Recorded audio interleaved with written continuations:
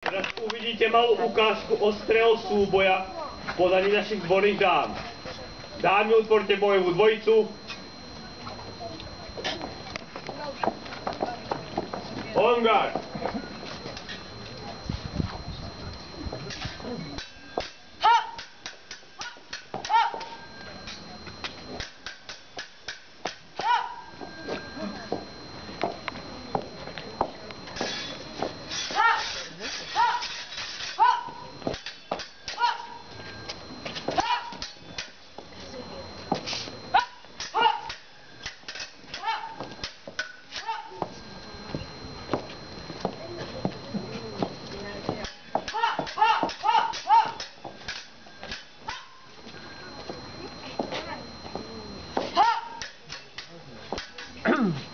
Ďakujem, stačí.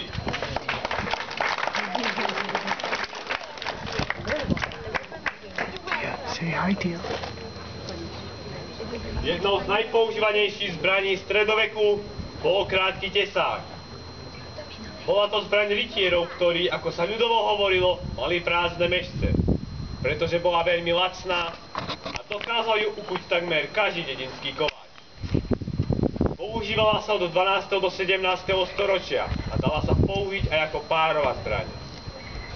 Teraz opäť uvidíte nášho rytiera Ľubomíra s jeho 1,5-ručným mečom, ktorému rytieri hanlivo prezývali Bastard, a jeho súperom bude opäť moja maličkosť.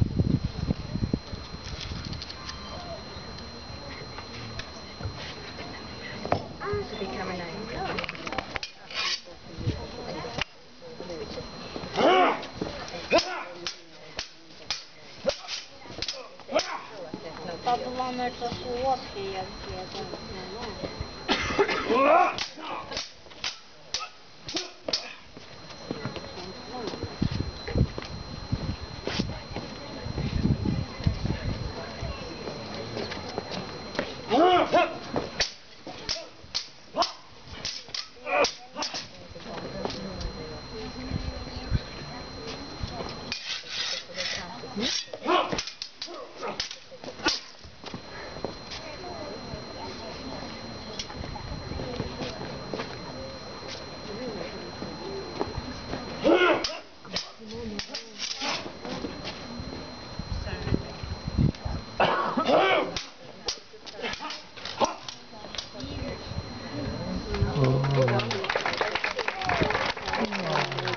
Yeah.